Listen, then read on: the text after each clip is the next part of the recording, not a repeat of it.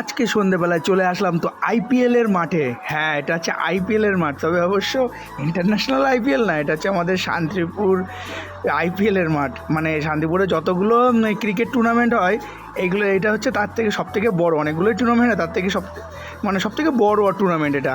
তারপরে খেলা দেখতে দেখতে একটুখানি খিদে পেয়ে গেছে, তাই চলে আসলাম আমরা কচমচ করে কটা ফুচকা খেতে। তাই মাসির ফুচকাগুলো খুবই ভালো লাগছে, তো ফুচকা খাওয়া হয়ে গেল, তো চলে আসলাম আবার ঘুগনির স্টলে।